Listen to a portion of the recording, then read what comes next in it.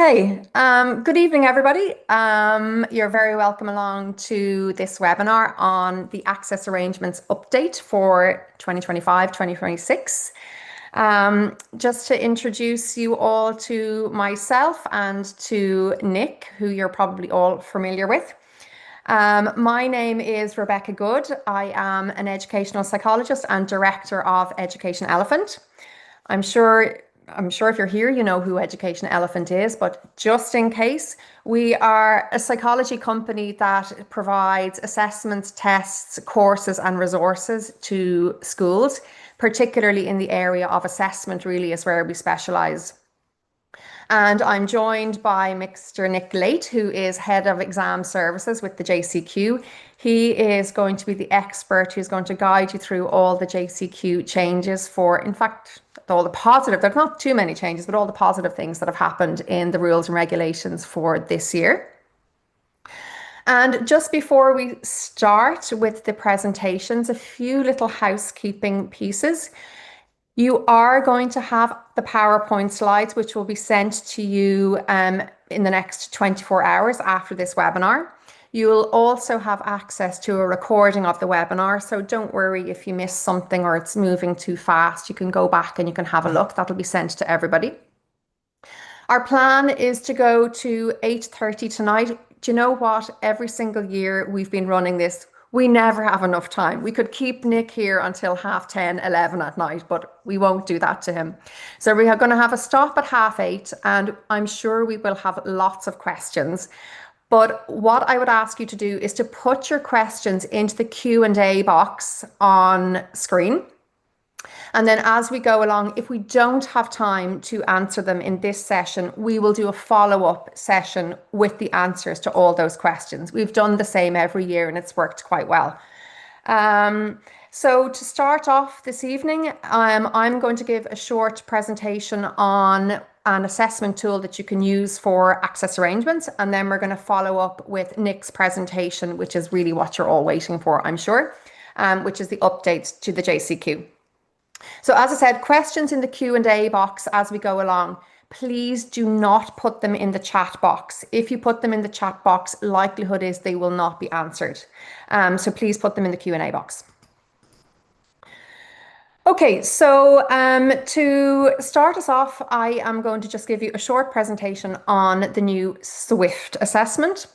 I did have a short poll here. Let me see if I can do it, because I wanted to know if you have heard of the SWIFT test before. I can see loads of you answering yes, no, yes, no. It just gives me an idea of who I'm talking to. So I can see loads of you posting in. It looks like roughly half and half. I'll just wait a second till you've all. So just have you heard of it? If you haven't, you're in for a treat. So roughly, I'll leave it up there for a second, roughly half and half. So half I've heard, half not. Well, the SWIFT is I say new, but it actually launched in January last year. But the full it's a new assessment that goes from age 11 to 18. So the first version of it, which was the age 11 to 14, launched in January. And the full test, the 11 to 18 battery, launched in September this year. So I'm just going to end this poll here so it's off my screen. I can see it is half and half. 46% of you said yes, you have heard of it, and 54% said no, you haven't heard of it. So that's good for me. I'll just turn this off. So the new SWIFT assessment tool, why am I telling you about it and why am I excited to tell you about it? Because I know from the years that I have been working with schools, particularly in the area of access arrangements, that the stress is real. The stress processing and access arrangements, the stress doing the assessments, the stress dealing with parents, the stress dealing with staff, the time pressure. There's never enough time to seem to get through the backlog of the paperwork and the assessments. There's lots of things that pop up last minute when we're talking about access arrangements, particularly with the introduction of the need for 2 tests for extra time. I have seen schools struggling finding tests that they can use to evidence the two areas below average for extra time. And often those tests need to be administered individually, like, for example, working memory or maybe bits of the C-top. And it's very, very time consuming. Sometimes, again, with access arrangements, it can be difficult to get other staff on board, helping you collect the normal way of working, helping you collect the evidence of need. Even though, of course, it's everybody's responsibility on staff, sometimes it can feel like it's just all landing on you. And then, of course, we always have late referrals, people that crop up very last minute, and you have to run around gathering more information. And then, unfortunately, there are those missed students. So SWIFT is hopefully going to address a lot of these difficulties that you're facing, particularly the time element. So what SWIFT is, if you haven't heard of it, it is a fast, and I highlighted that word because it is very fast, school-friendly assessment battery to help support you with your access arrangements and applications. What is it? It's got 5 subtests within it that you can give to whole groups in 40 to 50 minutes. It's a digital test, so you can use it across Chromebooks, desktops, iPads. It'll be compatible with whatever device you're using in school. It will help you detect early on, and this is important. Not only is the test fast, 40 to 50 minutes, but actually you can use it quite early on in your student's academic career, which is great for you because it means you can start the process of collecting your evidence of need, trialing out normal way of working, getting teachers on board. You can do all of that very early on in the student's academic career, and not only useful for access arrangements for you, but actually great for the student because it means you can put early intervention in place for them. And we all know how important early intervention is. These are the 5 subtests that are in the test. You've got reading fluency, spelling, maths fluency. It's hard to find a maths fluency test. Processing speed, and you've got working memory. These 2 at the bottom are particularly important for academic achievement and for your access arrangements if you're thinking extra time as well. So just to kind of a brief overview of how it works. The students, this is actually a group of boys that were taking the test, but the students, it's a cloud-based platform. So every student has a login. They log into the computer, they wear their headphones, and they're brought through the test themselves. You, as the teacher, literally sit there with your laptop in the background, and as the students finish the assessment, the results pop up on your screen automatically. So there's no waiting around for results. Actually, before the students even leave the room, you have the answers, you have the results popping up on the screen. So this is just a little example of a report. Here are the 5 different assessment areas. Here are my students down the side. And you can see here, these are all standard scores on the table here. They're all popping up as the student completes the test. So you can see here that everything is in line. The banding of the scores here is all in line with the JCQ bandings. So you've got your below average is below 84, 70 to 84, really low, 69, and the low average category, which is important for you for extra time, is 85 to 89. Everything is color coded for you on the platform. So it's very, very easy. At a glance, you can see who scored low, who do I need to watch out for access arrangements, who do I need to link these scores. You can link it to requests to teachers to gather information. Like, for example, Joseph Curran here is the first student. We can see he has a slow reading speed, 65 standard score. He has low spelling, 78. If we've done this even in year 7, for example, you can link this to a request to teachers to start to gather samples of his work in spelling. You can begin to trial a word processor or a scribe. So getting this information really early on in a student's academic career helps you to plan for access arrangements early, and it also helps support the student early as you possibly can. These ones here, numbers backwards and processing speed, these are really important. It's very, very difficult. In fact, I can't actually even think of one to get a group working memory test. But numbers backwards is where they listen to a string of digits and they have to remember them and put them into the computer backwards. It's kind of, it's quite a common working memory test, but you can give this in a group. And again, all the results will pop up on your screen and you can use them to plan for your access arrangements, particularly the likes of extra time and indeed classroom interventions. This slide is just showing you a snapshot of how you would use the results with Swift. Some of you may have been using digital tests in the past. A lot of the older kind of digital tests were measuring maybe reading speed, bit of writing speed, spelling. Quite limited, particularly for the most common access arrangement is extra time. So particularly limited in the extra time type tests.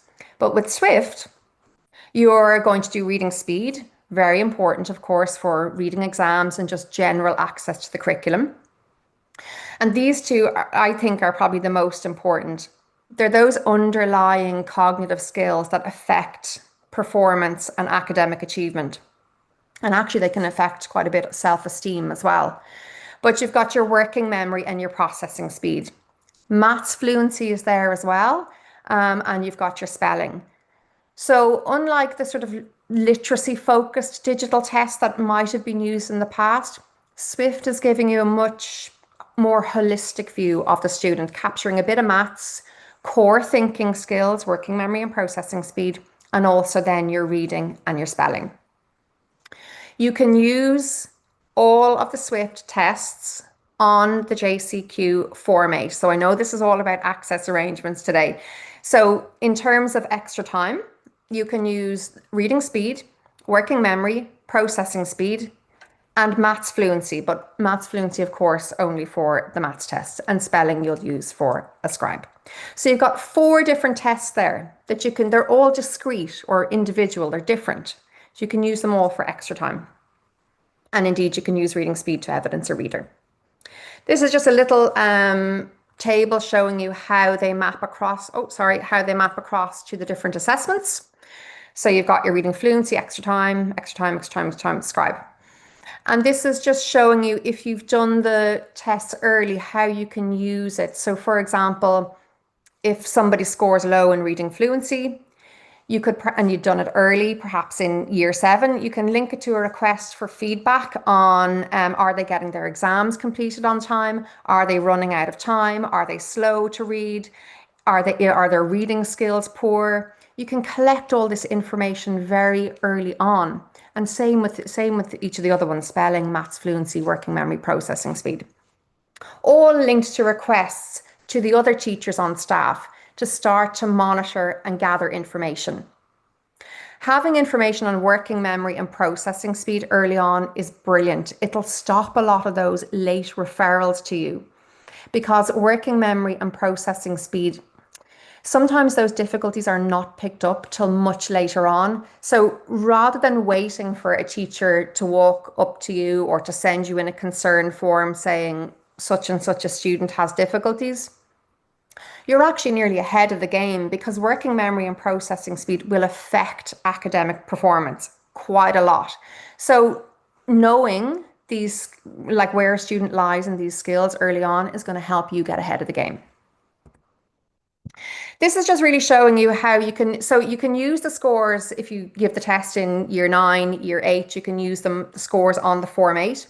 But like I was saying, I personally think while it's great to give it in year 9, year 10, year 7 is key, because this is when the students come in. This is when you can start collecting your evidence of need, start collecting nearly your normal way of working. Trial things out. So you baseline all your year 7s with your Swift. Review the reports, and you can create these ray bands, what we call, where you can have a student that's red, which is a score below 69 on one subtest, amber, This is how all the reports are color coded on the Swift. Amber is any score between 70 and 84, if they've got one or two subtests low there, or yellow, 85 to 89, that's low average, one or two subtests. If you review the reports and you mark the students that are in these categories, then you link these students, these ray bands, to teacher actions and feedback.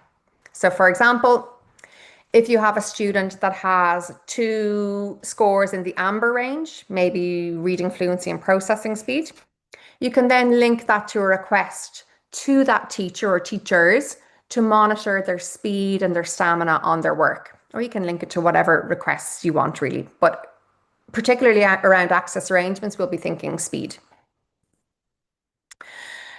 This is just a little video showing you what the tests look like. So this is reading fluency, where the students read little passages and they just select whether they select the word that finishes the sentence.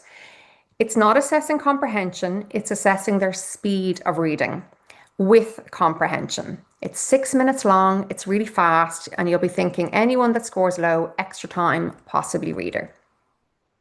Maths fluency looks a little bit like this. They've got to do basic maths facts as fast as they can. And I have had people asking me, it's only 1 minute, 40 seconds and you can get all that information that quickly? Yes. Yes, a lot of maths fluency tests are really quick, only 2 minutes. And in that time, you will have an assessment of their maths fluency. And you can use that on part 2 if you want to evidence extra time, the need for extra time in maths. Processing speed, anybody using Sparks will recognize this sort of test. Whoops. It's a visual processing speed test. So basically they're just looking at a key and they're matching letters with numbers as fast as they can. The cursor moves on automatically. 2 minutes, and it gives you an indication of how fast their brain is able to take in visual information and respond to it. It is low processing speed can be highly associated with ADHD.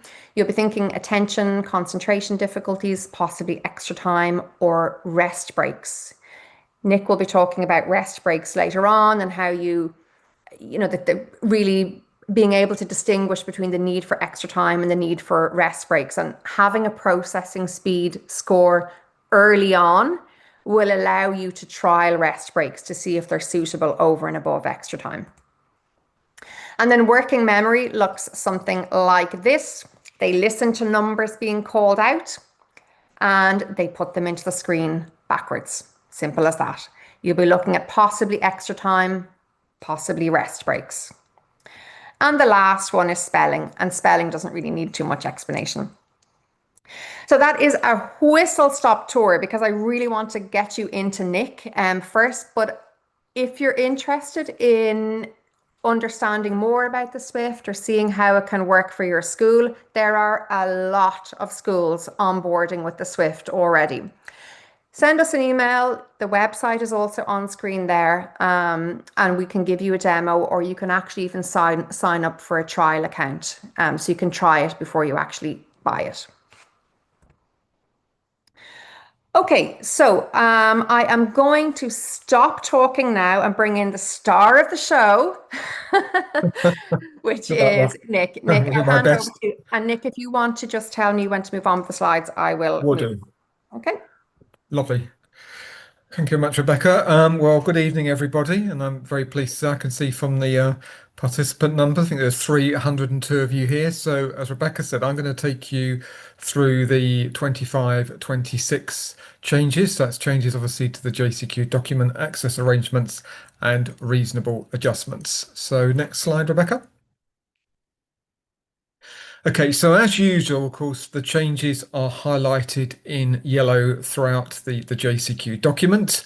And also, of course, they are summarized at the beginning. So if you were an experienced SENCO access arrangements coordinator, then you could actually have a look, obviously, at the beginning of the document to see, obviously, where those principal changes are. And of course, this year, as per last year, obviously, the JCQ regulations are in interactive format. So you can obviously jump, obviously, to the particular section that you're most interested in. But also for those of you that perhaps work in two different ways, because I know some SENCOs tell me that when they're in their office, they will use the interactive version, but if they have a meeting with a parent, they quite like to have obviously the printed document to hand so they can actually sort of find the page they want to refer to and show the parent. So the document, as I say, is in printable format on the JCQ website. Okay, next slide.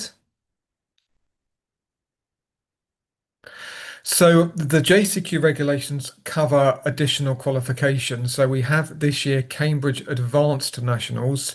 So they are Cambridge OCR qualifications. So that's a vocational qualification, which is offered by Cambridge OCR. Essential skills, which obviously apply to Northern Ireland and Wales, and the essential skills obviously offered, I believe, certainly by Pearson and WJC and City and Guilds, and then NCFE vocational and technical qualifications as listed on the front cover of the document. Now, just to say, for those of you that do follow NCFE qualifications, so you've got students in your school, in your college, who follow NCFE vocational and technical qualifications.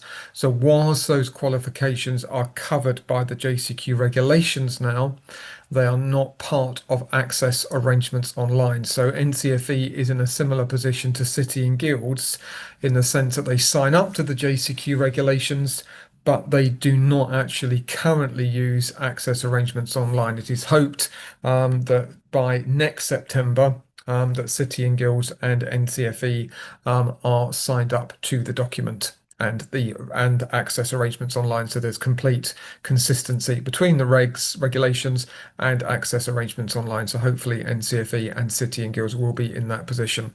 Next one.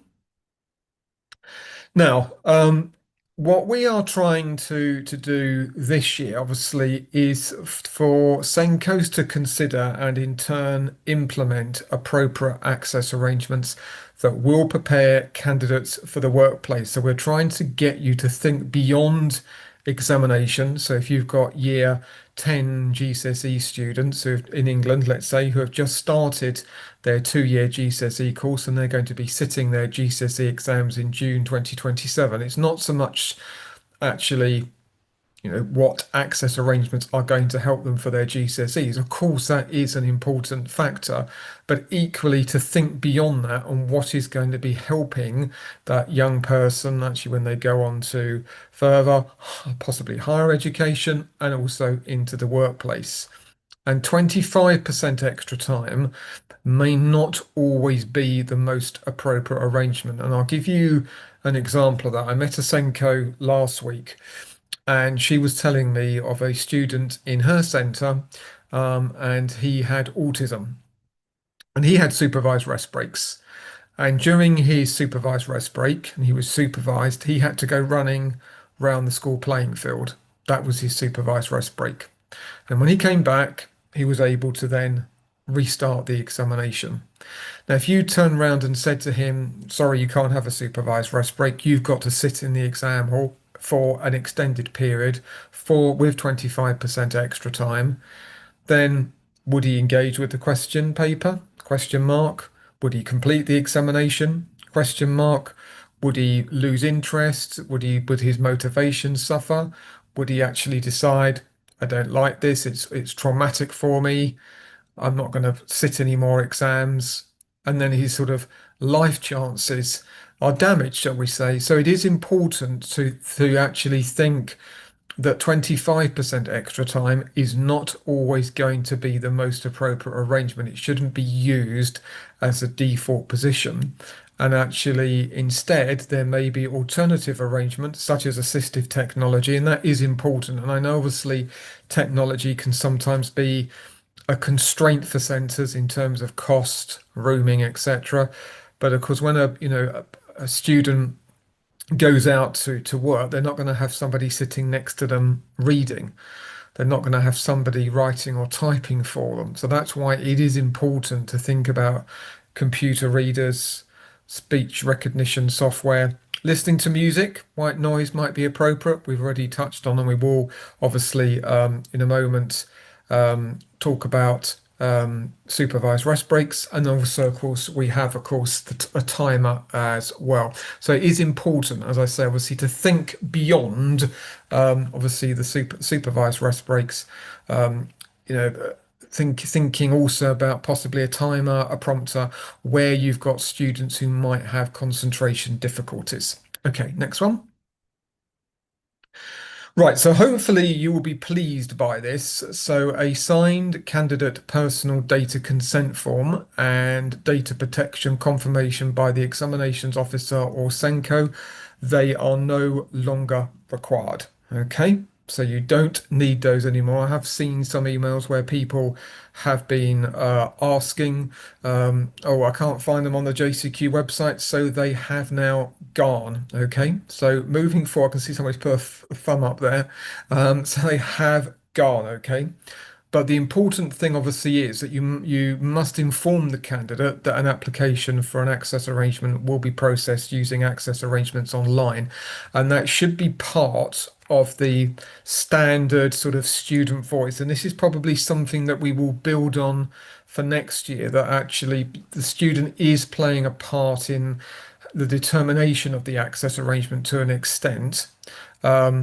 But obviously this year you just and moving forward, you just need to be obviously making the student aware that you will be processing an online application for them. So you might have said, actually, look, we've got all the evidence in place. We are going to be giving you 25% extra time, so we will be processing an online application for you. And then obviously complying with the UK GDPR Data Protection Act 2018. Okay, so hopefully, I can see lots of thumbs up there. So hopefully, obviously, you'll be happy by that. So supervised rest breaks. Now, this is nothing new. Okay, for those of you that are experienced, if you sort of kept, if you had printed copies that you'd downloaded from the JCQ website, if you looked back at the 21-22 JCQ regulations, you would have seen then that we were actually asking SENCOs and equivalent members of staff in FE colleges to actually, trial, explore, exhaust supervised rest breaks. And then in September 2022, we added in obviously that process needed to be done, through timed internal tests, mock examinations. So this sort of looking at supervised rest breaks is not new, okay?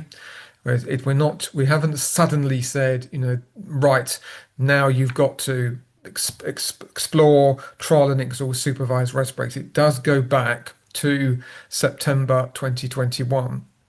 But I'm sure all of you here tonight have obviously seen, particularly sort of post-pandemic, increases obviously in students with mental health needs, increases in students with neurodivergent conditions such as ADHD, ASD. And for those students who experience anxiety, is 25% extra time really the most appropriate arrangement for them? For somebody that has anxiety, actually prolonging the examination by a further 25%, is that really going to work for them?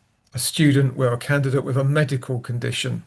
Now, I suffer quite badly from migraines. I wouldn't want 25% extra time. I'd want a supervised rest break where I could get away from either the computer screen if I was using a laptop, or actually getting away from the question paper where I was writing, so I could sort of like close my eyes, just sort of have a break, and then I could come back and resume the examination.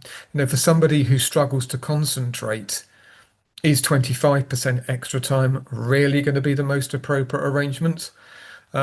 So that's why obviously supervised rest breaks will be maybe more appropriate than 25% extra time for candidates in those categories. Okay, we're not talking about students with learning difficulties such as dyslexia, because yes, they might need 25% extra time and supervised rest breaks. And of course we did see that, which is why of course we made the change to part one of Form 8. But this is very much those students with anxiety, attention difficulties, neurodivergent conditions. Okay, next one. So as I say, the issue with 25% extra time is that you are extending the period in which that candidate must remain in a potentially stressful environment. So if you put yourself in, as I say, in a student with anxiety, sitting in an exam hall in silence for an extended period, so adding on 25% extra time to the duration of the examination, is going to be stressful for them, and it could intensify that anxiety, that impairment, and affect their exam performance. So the advantage, of course, of supervised rest breaks is that they allow the candidate to step away from the exam setting. They can use their self-regulation strategies and then return when they're calm, better able to focus. Like, as I say, that young man and his obviously self-regulation strategy during his supervised rest break was to run around the playing field. And then when he'd done that, he could go back and focus on the examination. So that's why it's important, obviously, to think about supervised rest breaks, because they will lead to more effective exam performance while also supporting the development of long-term self-management skills. Next one. So we are talking obviously about students who have an impairment other than a learning difficulty. You are very much going to be looking, as I say, at those students with neurodivergent conditions, students with a medical condition, students who have an impairment which leads to anxiety, concentration issues. Now, when we say the SENCO must have trialed and exhausted the option of supervised rest breaks through timed internal tests and or mock examinations before making an application for 25% extra time, obviously the only change there obviously is changing the should to a must and using the word exhausted. But the principle, as I say, goes back 4 years. But it's important that you do not need to show samples of work that supervised rest breaks are not required. So if you did have a candidate, let's say, who had ADHD and you trialed supervised rest breaks, and this is where the student voice is so important, and the student said, actually, they really do not work for me. They break my concentration. Once I'm in the zone, I just want to carry on with my exam. Having this supervised rest break, I lose my focus. I can't return to the exam paper. I just lose my train of thought, etc. So all you would do there is set out within part 1 of Form 9 why supervised rest breaks were not appropriate, and then you'd go on obviously to make the case for 25% extra time. But I just want to stress that, okay, that samples of work are not required, and also, as I say, you don't need any assessment evidence for that. Excuse me, I must cough a minute and then I'll be back. Sorry about that. I ate too quickly when I came in. So just remember that you don't need any samples of work showing the application of supervised rest breaks not working. Okay, you do all through part 1 of Form 9. So I hope that helps you. Next one. Now, obviously, as I say, so where the candidate has an impairment other than a learning difficulty and 25% extra time is awarded rather than supervised rest breaks, and you'd be basically setting that out within part 1 of Form 9. And as I just explained, you'd say, why they didn't work. Yes, you had explored them, they had been trialed, but they were ineffective, not appropriate to the candidate's needs, and you have your teacher feedback from that. Okay. So, and I have had a couple of emails where some people have thought they've had to sort of get teacher, assessment evidence that supervised rest breaks weren't working, and 1 or 2 people thinking they would then have to scan in these assessments showing that supervised rest breaks hadn't worked. So no, not at all. Okay, it's all done through part 1 of Form 9. It's your professional judgment. You're setting out why supervised rest breaks haven't worked, why you're making the case for 25% extra time. Okay, next one. Now, obviously, for candidates with learning difficulties, what we're looking for here, obviously, is a more targeted approach in determining which candidates really need 25% extra time. So the purpose of this, obviously, is to make sure that the right candidates are being awarded the right arrangements. Okay.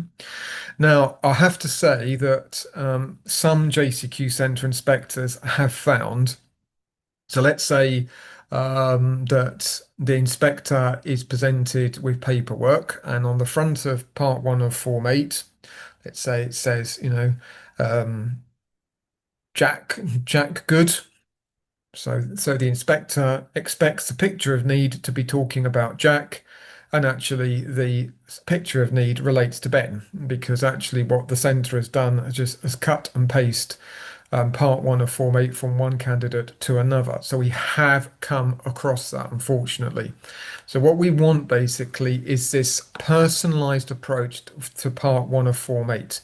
So in a way, you are telling this story through that centre-based evidence why the candidate needs 25% extra time. So of course, nothing changes here. It's still, you have to get obviously the feedback from teaching staff. You're wanting to know from teachers how that candidate's impairment is impacting, or their learning difficulty is impacting in the classroom, how it's impacting on teaching and learning. So nothing different here, okay? The teacher obviously is giving you that feedback, or the teachers are giving you that feedback, and then you're summarising that within part 1 of Form 8. So what the inspector will want to see in part 1 of Form 8 is that individual candidate story, if you like. So how does Jack's learning difficulty, he might have dyslexia. How does Jack's dyslexia impact in the classroom? How does it impact on his learning? How does it affect the way in which he's being taught? So what is the teacher actually seeing? Okay. So you might need to think more carefully, perhaps, what candidates really need 25% extra time. And I met an FE college last week, and they had recently done their enrolments. And this is a completely true story. And obviously, as part of the enrolment process, they'd asked students, what their access arrangements were. And they were telling me that with some of the students, when they actually said, "Oh, so we note that you had 25% extra time," they were then saying, "Well, I don't know why they gave it to me, because I didn't want it and I didn't use it." So that's why obviously we're looking at this more targeted approach. You're showing an inspector what that individual candidate story is, why that candidate needs 25% extra time, and you're wanting obviously that feedback coming through from the teachers. Okay, next one. So that's basically, what a JCQ centre inspector will want to see, as I say, that individual story. So it's nothing different, obviously, it's, so as long as I can remember, we've always required that feedback from teaching staff. If you looked back at, past Form 8s and the more recently introduced Form 9, you'll see that it is that feedback, obviously, from teaching staff. Sorry, Rebecca, can you go back one? Is that okay? Lovely. Thanks.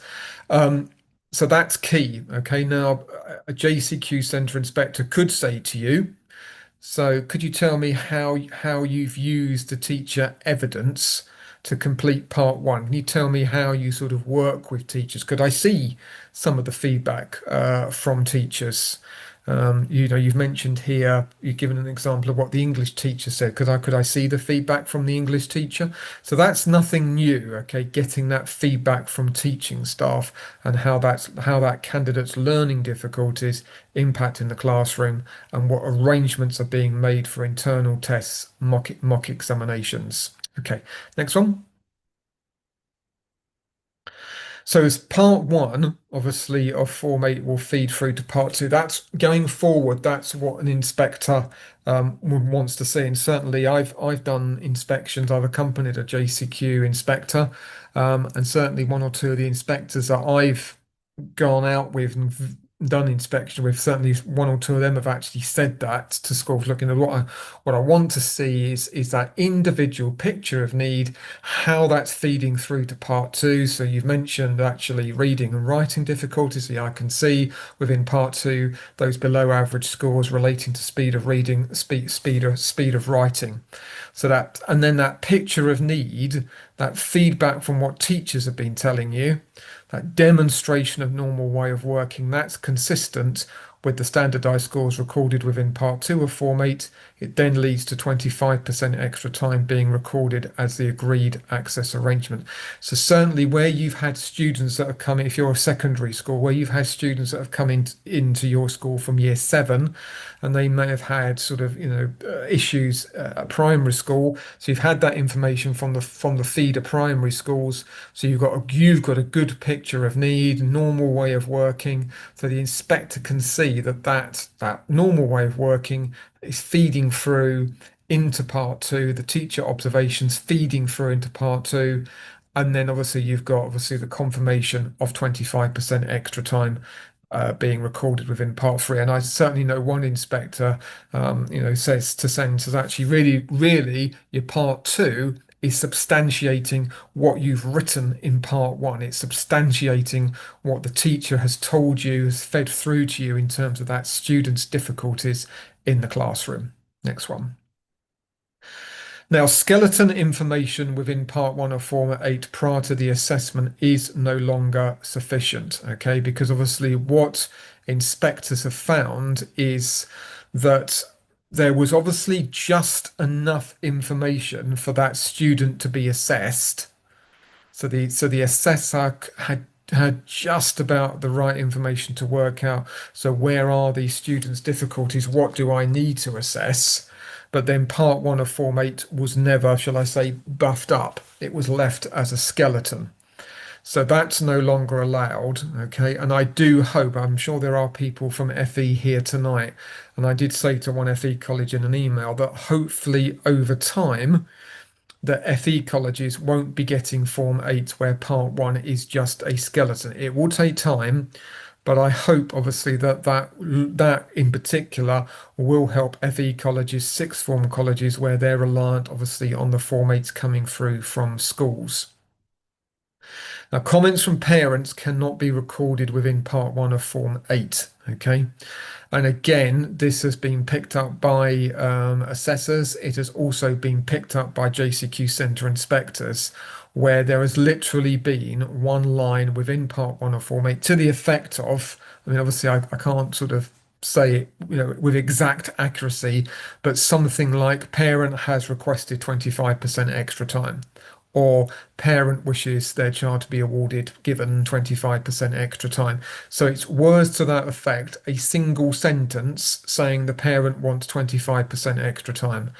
No teacher evidence, no evidence of normal way of working. Okay, so you can't have that situation. You could legitimately within Part 1 of Form 8 say the parent raised concerns with the school. This then led obviously to investigations with teaching staff, blah blah blah blah. That's fine if that is part of that holistic picture as to how that candidate's needs were identified. So the parent was raising concerns. You could say the parent raised concerns at parents' evening. This was then investigated by myself as the SENCO, working with the teaching staff.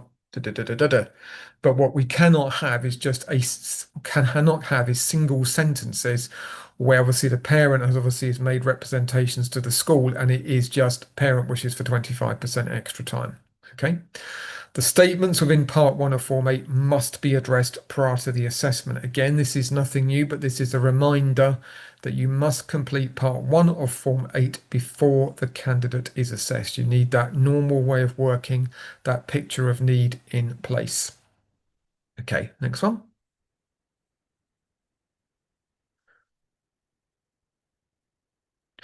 Now, obviously, as I mentioned, where you've got candidates with an impairment other than a learning difficulty, we've already mentioned, that you need to show, that you have trialed and exhausted the option of supervised rest breaks.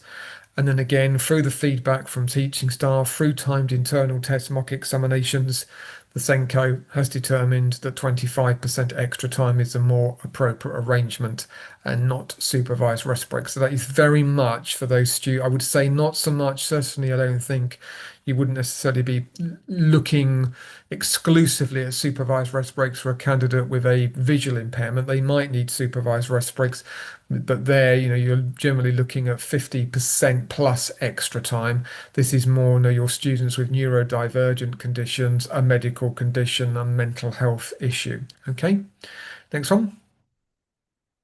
So as I say, again, it's the same principle, obviously, with part one of Form 9, that what the JCQ Centre Inspector will want to see there is that individual candidate story, the feedback from teaching staff, how that candidate's impairment is impacting in the classroom when they sit timed assessments. What are the arrangements for those timed assessments, whether that be end of year, internal school tests, mock examinations. Next one. Okay. And again, it's the same thing, obviously, with part one of Form 9. You can't have comments from parents. Now, like obviously the Form 8, when we say, I'm going to say this, so a sample of internal school tests and or mock examination papers across relevant subjects showing the application of 25% extra time. Okay. Now, when we say a sample, that does not mean I did have one centre say to me, so if a student was doing 7 GCSEs, we would need 14 papers. No, no, no, no, you would not. Okay. So if you had a student, let's say, who's doing 7 GCSEs, you would have 3 assessments. That could be an English paper, it could be a maths paper, it could be an MFL paper. Okay. You could have an end of year internal school test. You could have a more formal mock examination. You could have a timed classroom test, or you could have a cover sheet, a form which the teacher has completed. Now, you might find this actually easier because I suspect in many schools and colleges, the actual timed internal tests, mock examination papers are held by the subject teams, and some of them might store them in hard copy format, some of them might store them digitally. So you could have a form where the teacher says, yes, no, so did the candidate use their 25% extra time allowance? So that could be a tick box, yes, no. Then basically the teacher would tick the, say, statements, and you could have, for example, the candidate used their 25% extra time to complete the paper, answer all questions, tick. That could be the candidate actually used their extra time to review and edit their answers. The candidate used their extra time to develop their answers, tick. So it could be a series of tick boxes. Then you'd have a box where the teacher doesn't need to write an essay, it just need to be a very short statement like James, you used 25% extra time, I'm making this up. James used 25% extra time in this timed assessment. It is clear that 25% extra time is effective for James. He was able to develop his answers more fully. Something like that. That would be fine. Okay. Not a problem. Okay. So just remember that. Okay. You do not need to scan in loads of mock examination papers. It could be 3 cover sheets, 3 forms which the teacher has completed in 3 different subjects. It does not have to be the candidate's at GCSE, the candidate's entire subject portfolio. Okay. Right. Next one. So you can see there, so what obviously we're looking at here is that needs-led approach to 25% extra time. We're not taking it away from anybody. We're just saying to you, obviously, you need to be making sure that the right candidates are being awarded 25% extra time. And that decision making, which of course is your professional judgment. You've got that well-rounded view of the candidate sort of day-to-day learning. So what the teacher feedback is and the actual evidence of using 25% extra time. Okay, so we've spoken about teacher feedback. That isn't new. You've always had to do that for part 1 of Form 8, more recently part 1 of Form 9 or Form 8RF, where you're rolling forward of Form 8. That is nothing new. But if you think about it, when you're processing an online application, you're saying it is the candidate's normal way of working. Within part 1 of Form 8 or part 1 of Form 9 or Form 8RF, you are saying it is the candidate's normal way of working. So it is reasonable for a JCQ Centre Inspector to say, have you shown me some evidence that the candidate is actually using 25% extra time? Now, if it was art, if you had a student that was doing, say, A-level art, well, you wouldn't be showing the inspector, portfolios of artwork, you'd be reliant on the subject teacher. Okay, but the principle remains the same. You'll be explaining what your evidence base was for that, to say that 25% extra time is the candidate's normal way of working. Okay, next one. So where you've got a candidate who has been referred to CAMS or a local NHS trust by their centre or GP, just being on that list to be screened is not sufficient. That's no longer sufficient, okay? What you've got to have is that referral confirmation acceptance letter where there is a formal agreement to assess, okay? So it's not that, so as I say, it's not that they're on a list to be screened. You've got a letter that says they are going to be formally assessed to determine ADHD, ASD. Okay, next one. Now, obviously, oh, sorry, Rebecca, thanks very much. Right, okay, so where you've got a candidate who is entered for GCSE examinations this November or next summer to improve upon an existing grade, then the SENCO may use an existing Form 8 or Form 9. Now that would be the same if you are a school. That student is in Year 12 in England or Wales, and they are going to be resitting GCSE English language or maths this November or next summer. Okay, you can use that existing Form 8 or Form 9.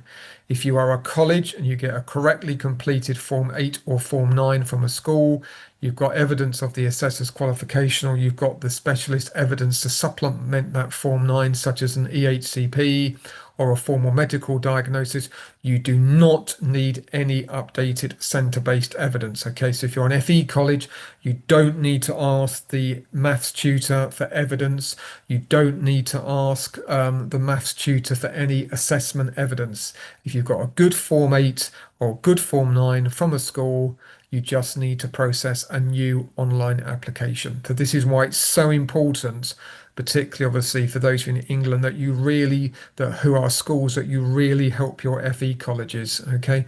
Because getting a good Form 8 or a good Form 9 will really help them, not just for GCSE resits, but also Level 1 and Level 2 vocational qualifications covered by the JCQ regulations, because they can also use a Form 9 or a Form 8 for those qualifications as well. Okay, next one.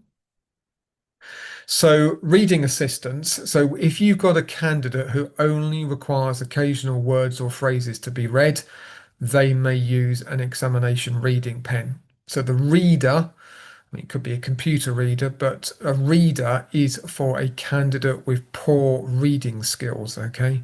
As opposed to someone who just needs the odd word or phrase read for them. If you've got a candidate in that category, they just need the odd word or the odd phrase to be read, they need to be having an examination reading pen.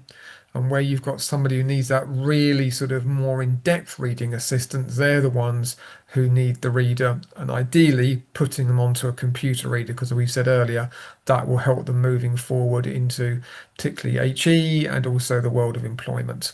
Next one. So this is a simple one. So the communication professional has been renamed as sign language professional. So nice and easy, that one. Okay. Now for a practical assistant, so certainly one awarding body, when we were reviewing the JCQ regulations for 25-26 this academic year, they were saying often they would get applications for a practical assistant where they shouldn't have been referred to them.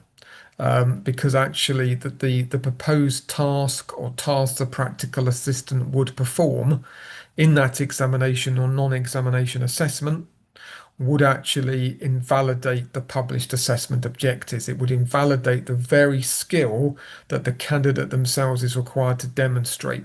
So before you actually process an online application for a practical assistant, which will of course always be not approved and will need to be referred to the awarding body, you must obviously make sure obviously that you've checked with teachers that that isn't going to invalidate the assessment objectives and the skills. Now, of course, if it's something like, turning the pages of a script, answer booklet, that's fine. If it is, as I had couple of weeks back, interestingly enough, on an examination reading pen, that because of the student's disability, they actually needed somebody to use the examination reading pen at their instruction. So that would be a practical assistant. Of course, that's fine, okay? But it is more in those subjects where there's obviously a practical element, a non-examination assessment. If you take something like food preparation and nutrition, something like that, okay? So it's important that the subject teacher has checked the awarding body's specification to make sure that the practical assistant isn't going to invalidate the very skills the candidate is being assessed on. Next one. Now, this one is a new centre delegated arrangement, and what we try and do every year, obviously, we have to maintain obviously the robustness and the integrity of the access arrangements process, but we do obviously try where we can to reduce burden and reduce bureaucracy for you. So this one we were seeing coming through as other. Now, for those of you that are familiar with access arrangements online, you'll know that other leads to an automatic rejection. So the application is not approved and then has to be referred online to the relevant awarding body or awarding bodies.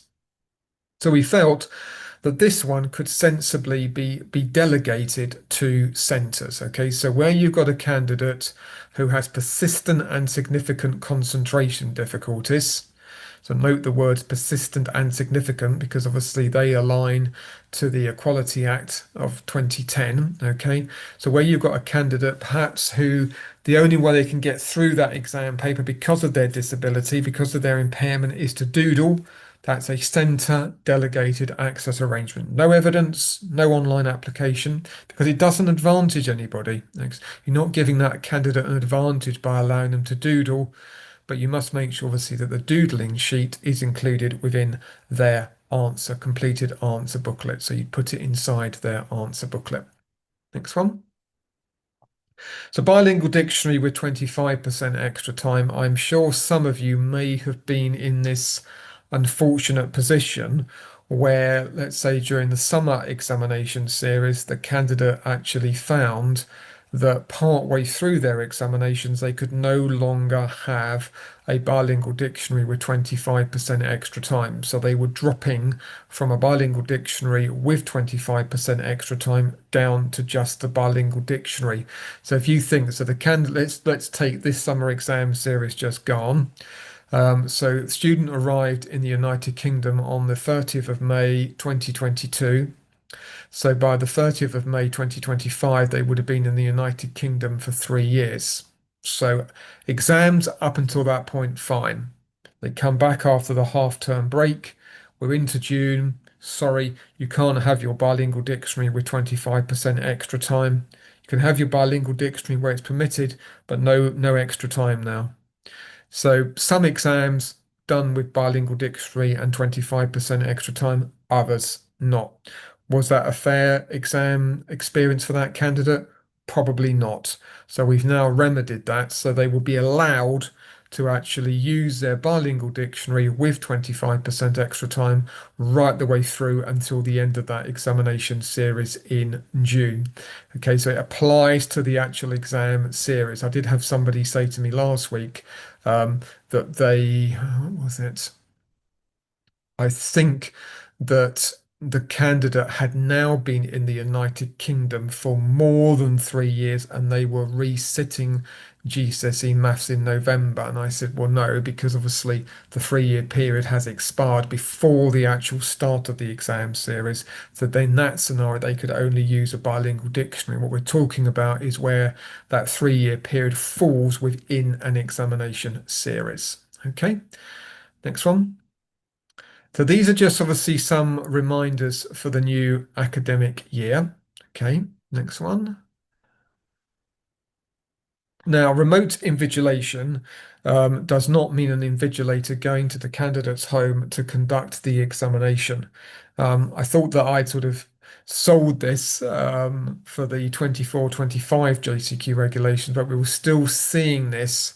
So we tried again. Okay, so really, so remote invigilation is where a candidate is sitting their exam using technology such as Microsoft Teams or Zoom, and the invigilator and the candidate are in different physical locations. So the candidate might be in a hospital, they might be at home, and the invigilator is monitoring them in the school, in the college. Remote invigilation is a very small access arrangement, probably because I think many centres are uncomfortable in actually conducting an examination using technology such as Microsoft Teams and Zoom, and sort of generally feel uncomfortable about the invigilator and the candidate being in different physical locations. So that's remote invigilation, is where you're conducting the exam using technology with the invigilator and the candidate in different locations.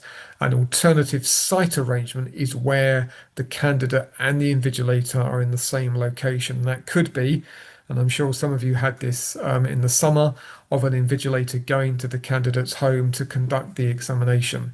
Another example would be a candidate sitting their examination in a hospital, which is a non-registered centre. So the alternative site arrangement is the invigilator taking that question paper in a secure, sealed, non-transparent envelope in a briefcase, put into a briefcase or secure zipped transit bag, and they're taking that question paper and any other supporting materials to the candidate's home or some other location. Okay, next one.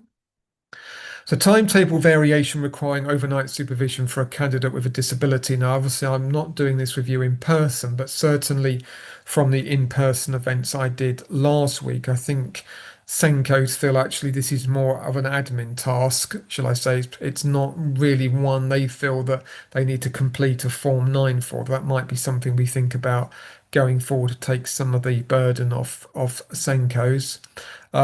But this is just a reminder that don't process an online application until you know which of those candidates' examinations will be subject to a timetable variation, because a couple of my awarding body colleagues have been, and that was particularly in one awarding body, when I was chatting to them earlier this year, and I see them quite regularly, and they were telling me about the timetable variations, both for those that require overnight supervision and where the exam is being moved on the same day, that they were seeing things like to be determined, will be decided once entries have been submitted, etc. Okay. So don't submit an online application for a timetable variation requiring overnight supervision until you've looked at the candidate's examination timetable and identified which examinations will be moved from the published afternoon session to the following morning, because those examinations need to be listed. And then obviously what the awarding bodies also found, again, particularly one awarding body when I was talking to them, was information being cut and paste, probably obviously from a school database, and it was clear that not all of the exams had been listed. So it's really important, obviously, that we know which of the candidates' examinations are going to be subject to an overnight supervision arrangement and what obviously the rescheduling of those exams is. Okay, next one. So it's the same principle again with the timetable variation on the day of the exam for a candidate with a disability. So this might be where the candidate, because of a medical condition, a physical disability, a mental health condition, they need to sit exams scheduled for the morning session later that morning, or they may need to sit exams scheduled for the morning in the afternoon, or vice versa. I think there's more of these. So there's more timetable variations on the day of the examination for a candidate with a disability than there is the overnight supervision, but the principle remains the same. Don't process the online application until you know which of those candidates' examinations will be subject to a timetable variation. So don't submit online applications that say to be decided, to be determined, we'll know once entries have been submitted. Okay. And the same principle was being found when they were cutting and pasting information. Next one. So listening to music, white noise due to a substantial impairment. So the candidate obviously must use a device which is not connected to the internet, is not Bluetooth enabled. The centre must provide a device, which could be a CD player. It could be a laptop, which is operated by the invigilator. It could be a white noise machine, could be an MP3 player. Now the candidate may Note the word may choose the music or white noise. Certainly last week when I was talking to SENCOs, some of them were saying that they do actually decide actually to only play white noise, or they'll only play classical music, or they'll only play chill music, unless there is a sort of really burning need for that candidate to have a particular type of music. And of course, everybody has different musical tastes, but if you have a candidate with a disability who is perhaps sort of very much used to routine, and you go and change that, well, then that could potentially lead to an adverse reaction. And certainly, one JCQ centre inspector told me of a student who was listening to heavy metal music. I do feel sorry, did say to the inspector, did feel sorry for you entering an exam room where obviously heavy metal was being played, but that was the student's choice. I had one in summer 2024 where the student wanted to listen to the music of Frank Sinatra. I think that would have pleased my mum, who was a great Frank Sinatra fan, and we used to joke that my third name was because of Frank Sinatra, but we'll leave that aside. And then it was somebody else, and I can't remember because it was a modern group that I'd never heard of, and the student wanted to listen to that type of music. So there may be particular scenarios where the student really does need to listen to a particular type of music, but you as a centre might feel it's easier to play music that hasn't got lyrics, like I say, classical music or chill music or sort of white noise. Okay, next one. Question papers on coloured paper. Okay, now we know obviously that question papers on coloured paper bring logistical challenges for your exam officer colleagues. Photocopying question papers. So downloading a question paper from an awarding body's secure extranet site within 60 minutes of the exam time, and actually photocopying one onto orange, one onto pink, one onto blue, one onto yellow. I could go on. So obviously the SENCO must ensure that that question paper is appropriate to the candidate's needs. It is actually their normal way of working. Okay, it's not, well, I quite like my question paper on yellow coloured paper. No, they've actually got a genuine disability, a genuine difficulty, which means they do need that question paper on coloured paper. Now, you might find that actually a coloured overlay helps the student. You might find that wearing coloured glasses. Earlier this year, I met an exams officer who told me that in their school, they'd actually got students wearing coloured tinted glasses, and it helped. Like it really helped in that particular school in bringing down the photocopying question papers onto coloured paper. You may, so again, I'm stressing the word may, you may wish to consider the provision of a single colour, such as buff or grey. Last week, I met a SENCO in their school, they used cream. But what we're saying obviously is that the coloured paper obviously needs to be appropriate to the candidate's needs.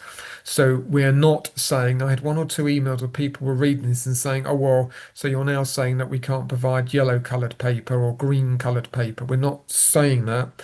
There may be a candidate with a specific learning difficulty who needs a yellow coloured question paper.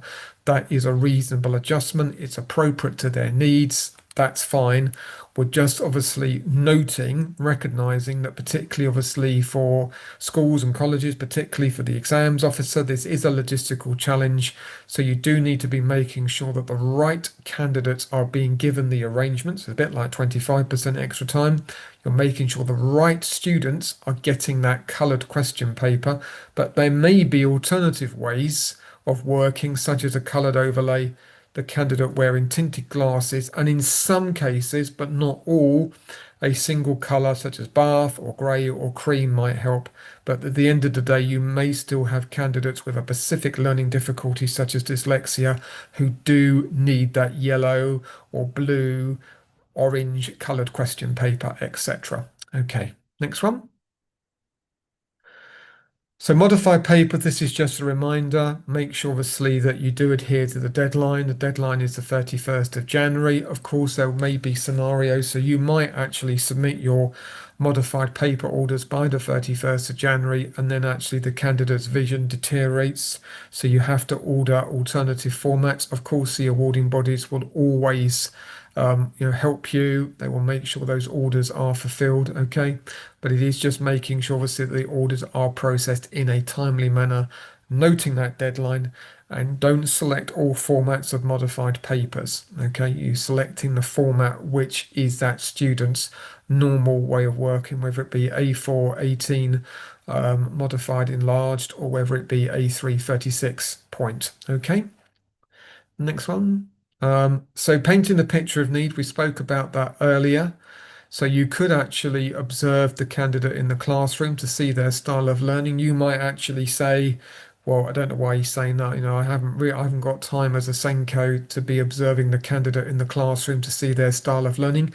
That's absolutely fine. But I did have a couple of SENCOs last week say to me that was really helpful. They really welcomed these two because they would be actually observing the candidate in the classroom and they would be reviewing the candidate's workbooks because it would help them paint that picture of need, which they could then obviously, if asked, how when the inspector says, walk me through how do you gather your evidence to complete part one of Form 8 or part one of Form 9, then you could, if you were adopting these two, tell the inspector how you observe the candidate in the classroom, how you review their workbook. So they're just suggestions, okay? But as I say, certainly one or two SENCOs last week were telling me they really welcome this and they would be using it. Okay, next one. So if the candidate requires an additional arrangement, then only process that new arrangement, all right? So if you had a candidate who had an approved online application for 25% extra time, and it was discovered after 1 year on the GCSE course that they actually needed a reader, then only process a new online application for a reader. So the candidate will have two applications, that's fine, one for 25% extra time and one for a reader. Don't go and process another online application for 25% extra time because that will cause a duplicate application and will affect the hygiene of the data within AAO. Okay, so the 25% extra one remains in place, just process a new one for a reader. Okay, next one. And then obviously this is just to say obviously on the JCQ website, particularly if we've got any new SENCOs tonight, any new access arrangements coordinators. So there are some infographics on the JCQ website which set out the evidence requirements for 25% extra time, more than 25% extra time, a computer reader and a scribe. And certainly talking to SENCOs last week, they were saying to me it'd be really helpful if those infographics were also put into the main JCQ regulations. So that's something we'll think about for next year, 26, 27. Next one, Rebecca. We've also got a guide for teaching staff, and there's also a visual flowchart, the role of the teacher in the access arrangements process. I met one SENCO last week. She told me that she'd put the flowchart around the walls of the staff room.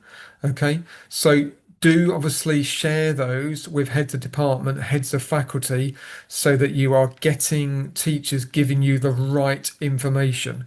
And, it is a whole school approach. You shouldn't be doing this on your own. I know it probably does feel like that at times. So do use those infographics, share them with your senior leadership team, share them with the head of department. I can see all these thumbs coming up, which is so lovely to see that you really appreciate these. So do share them with your heads of department, heads of faculty, and senior leaders. Okay, next one. We've also got resources to use with parents. So we've got the information sheet for centres to use with parents, which is a PDF. We've also got the information sheet for centres to use with parents. So that's an editable Word template that you can use. We've also this year got the visual flowchart managing parent, carer or student requests where the centre has no evidence of needs. That's new. So there is the standard sort of like PDF document, but we've also done that as a visual flowchart. And again, it's so good to see. Obviously, you like these. If there's anything else that you feel that would help, then please do let us know, because I tell you, the infographics for teachers actually came from a SENCO. I met her again in Birmingham this year, And there was somebody else somewhere as well who said to me, if only you could produce an infographic resources to use that we could use with our teachers, it would help us so much. So we've listened to that and we've done it. You've got the resources for parents, but is there anything else that you feel we could do, even more to help you? Then please, obviously, drop me an email because we do review these regulations every year and obviously try to give you resources that you can use with parents, with teachers, with your SLT. Okay, next one. And obviously that's where you can find those resources, obviously, on the JCQ website. And I think the final one, Rebecca, is from me. So thank you for listening. Thank you to you, Rebecca, for moving my slides on. And I would also not say, not only just thank you for listening, but also thank you for all that you do. And I know it's not an easy job. I know that. I see it. I know obviously it's been particularly challenging post-COVID, with increases in students with ADHD, ASD, mental health, and in addition obviously to challenges obviously around pupil attendance, far more students obviously, perhaps being taught at home. So it is very challenging. So I wanted to take this opportunity to thank you all for your commitment and for your dedication, and it is much appreciated. And if there are any ways in which you feel burden, bureaucracy could be further reduced, then please do, drop me an email because every email I read and I file it. And Rebecca, obviously, is one of the stakeholders who I work with, I engage with, and she'll say, she'll agree with me that that I do actually, bring to the table the comments that you raise with me and how we can make the system better.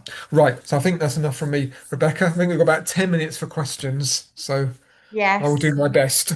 we do. And 10 minutes is definitely not going to be enough. No, A no. lot, there's some in the Q&A, there's quite a few in the Q&A, but also a lot of you sent in your questions to us beforehand, which I have here. And I'm actually going to start with the ones that were sent in beforehand, Nick, if you don't mind. First of all, No, no, thank no. you so much for that session. It was really, really informative, and I can see lots of people are posting in there as well. And you got all the thumbs up, which is great for Yeah, the yeah. infographics. They're always good. So, Nick, if you wouldn't mind, just somebody here has asked, I guess I'll probably answer this one. Sandra, you sent in, is it acceptable to use the original dash and dash 17 for this academic year? That would be a test for your writing speed or writing fluency. The short answer to that, Sandra, is you're the professional and you have to make that decision. The Dash is an old test now and it has been replaced by a newer version, the Dash 2. So we would always recommend that you're using the most up-to-date nationally normed tests. At the end of the day, the book stops with you, but I would say, Sandra, my advice would be to use the new one because the old one is out of date. That's the reason the new edition has come out. So Nick, for you, one of the questions here is for pupils sitting external exams in January, for example, the BTEC Sports Level 3, the deadline for access arrangements is October the 21st. In that time, we will not have evidence from past exams for new starters. Therefore, we have insufficient evidence to process a new 8RF, the Form 8 roll forward. How would we proceed with this? Would a previous Form 8 be sufficient, they've said? Right, okay. So where the student obviously is now on a level 3 course, obviously you do need to complete Form 8RF if you've got a correctly completed Form 8 from a school.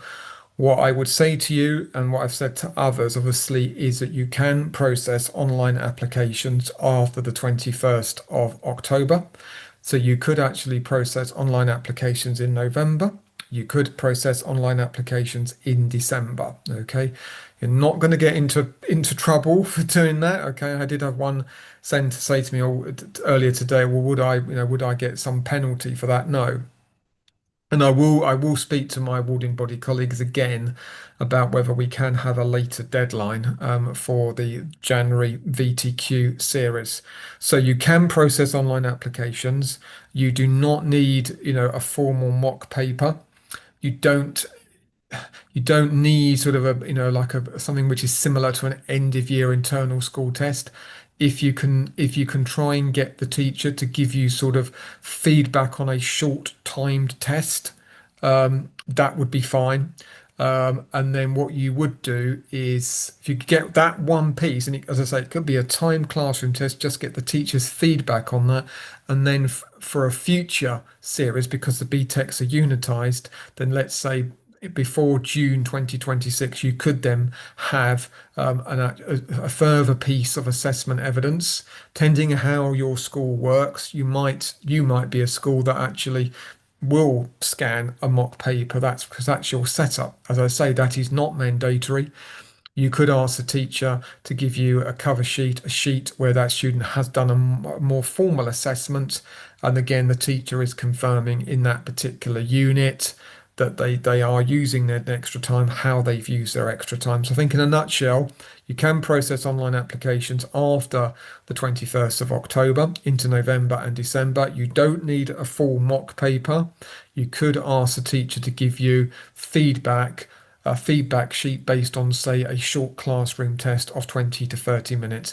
That would be perfectly acceptable. And then for a future series, put in another piece of assessment evidence. Thanks, Nick. Another quick one for you. If a student with ASD has a history of need and normal way of working of 25% extra Yeah. time, do they now still have to trial supervised rest breaks? No, that's one that's come up a couple of times, Rebecca. So no, I mean, if you are absolutely satisfied that really is the student's normal way of work, and I have had that in some cases where actually, particularly say where the student is now in year 12 or they're now in year 10, they've had extra time lower down the school, or in the case, say, of year 12, just like the one we answered previously, Rebecca. So they've actually did use extra time. They were using it for their GCSEs. They were using it during the GCSE course. Then you wouldn't break that. You would just explain within part one of Form 9 that 25% extra time has been the candidate's normal way of working since Y year, and it continues to be da da da da da. So yeah, don't where it's established, it's being used effectively. You wouldn't go back and break that. And someone here wants to know if they're completing a Form 8RF, do they need to have centre samples of evidence? So yes, I mean it depends what that is, Rebecca. So I mean, if I'm guessing that it's probably somebody that's completing it for a vocational exam in January, because you wouldn't be completing Form 8RF now for a year 12 student in England who'd only just start because we're 22nd of September. You wouldn't be completing it for an A-level student until sort of say next spring because they're not going to be sitting their exams until summer 2027. So if that's a BTEC student and you're rolling, or another sort of equivalent level three qualification, if you're rolling forward the Form 8, because the student will continue to need 25% extra time and or a scribe, then you do need to complete Form 8RF. And for the 25%, if they're sitting exams in January, is what I said sort of previously, just try and get sort of feedback from the teacher that they have done some form of assessment where they're using 25% extra. I mean, it doesn't have to be a mock. It could be, a timed classroom test where the teacher can give you feedback on their performance using the extra time. Because the important thing also, of course, is that the student is being given practice in using their 25% extra time as well. That's important. Thanks, Nick. And Nikki is asking if she's applied for an access arrangements online and it's been approved, and then it turns up that they actually need another additional access arrangement. Does she have to write a completely new Form 8, or can she just add it on to the old Form 8 with a note saying that it was added on later? So it pretends what it is. So if it was, say, you'd done a Form 8 I'll for tell you 20, what it is, Nick. yeah, go on. She's actually said, but I skipped it out. All right, okay. She says she has a successful application for 25% extra time, and she now wants to make another application for a reader. So that's an easy one. So the answer to that, Rebecca, is that she just write in the need for a reader within part one of Form 8, and then just basically sort of initial and date it, and then she would just then what's her name? Did you say Nikki? Did you say? Nick. Yeah, then all Nikki would do then is explain to the inspector actually that the need for a reader transpired later in the course, and that's why it's being written into part one of Form 8. But yeah, don't need to get. I mean, you'd have to complete a Form 9 because it'd be a reader on its own, and that's silly. So yeah, part one of Form 8 for that scenario, absolutely fine. Perfect. Now, I'm not sure if you can answer this one or not. This came in from Maria. She says, I have a pupil who's just begun GCSEs, very bright, loves science, fully statemented. So she must be in the north of Ireland, but he's totally phobic about anatomy with a severe reaction, vomits in class. Is there any way he can do double award science and not be penalized the marks for human biology in his exams? So if that's a scent, I think you were saying from Northern Ireland, Rebecca. I would imagine they're therefore doing SEA Yeah. GCSE. So I would have a conversation with SEA as a relevant awarding body to see what could be done for that particular student. Perfect. Thanks, Nick. A lot of people are asking, and I see it coming in up in the Q&A about students, external students, so students that are homeschooled. Yeah. How can they go about gathering the evidence for these students? And what about the piece you were saying earlier on about not including parental comment? Yes, so private candidates will be different. So we will be updating obviously the private candidate document. So that should go on the JCQ website next month. But private candidates are different. So what you need to be doing is making very clear. And I was actually talking to my colleague who manages the JCQ Centre Inspection Service today because we were together in Guildford at AQA's offices. And we train the inspectors, and we said we're going to have to make this very clear to the inspectors. So I would say is that when you're writing your form, part one of Form 8 or part one of Form 9, you need to make it very clear that this is a private candidate, because naturally for a private candidate, you not exclusively of course, but you will need to be making obviously reference to comments from the parent. The student voice will be particularly important. You might be getting information, obviously, from a tutor if they have a home tutor. So yes, absolutely. So I mean, I can't. We probably I think probably would have to have like a longer session than 2 minutes or a minute actually, Rebecca, on private candidates. But yes, for a private candidate, naturally, as part of your evidence base, you would be getting feedback from the parents, as to what they've seen, and that would be for a private candidate. It's legitimate, but just make sure you're referencing within part one of Form 8. This is a almost like even if you did it in bold and underlined it, so it just really hits out the inspector, right? Okay, I can understand why I'm seeing parental comments because this is a private candidate who's being home educated. And I'm squeezing in one final one in the last 30 seconds. That's all right. No, no, And it's just about the doodle paper. This was sent in, and I'm not sure if you answered this actually, Nick, as you were going along. So apologies if you have. it's okay. Could you confirm whether the submitted doodle paper will be marked by examiners or not? She said she's had conflicting advice in recent webinars.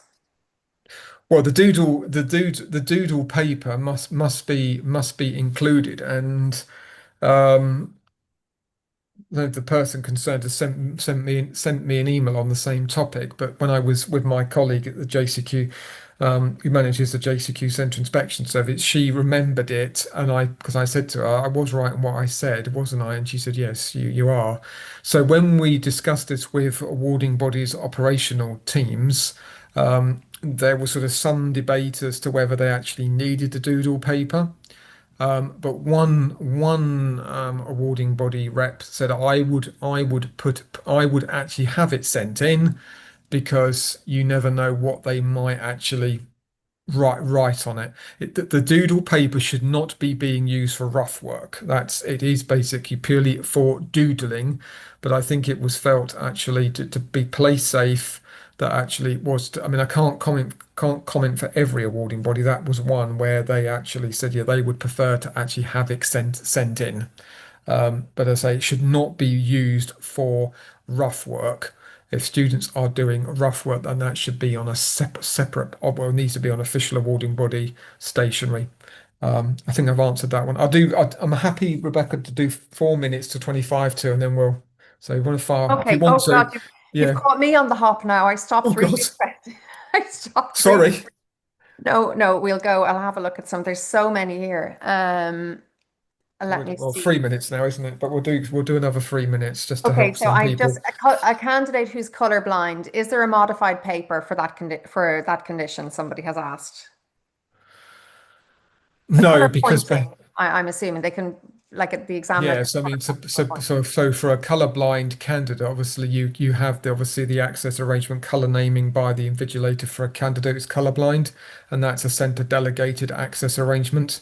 But there aren't sort of modified papers as such. I mean, you could certainly obviously discuss the candidate's individual case with the relevant awarding bodies, but I suspect they would actually say to you that to use obviously the invigilator could name colours. Okay, here's one from L. Harris in the Q&A. She says, we have a number, or she or he, we have a number of students and parents pushing for word processors in exams. We do use devices in school, but not 100% of the time. Their writing is illegible at times, but their writing speed is often way above average. Their typing speed is sometimes 100 plus words per minute. Am I correct? They can afford to slow down and make their handwriting legible rather than giving them a word processor use in exams. I mean, all I can say to that one, obviously, is that the use of a word processor with the spelling and grammar check switched off is a centre delegated access arrangement. It has been so for 15 years.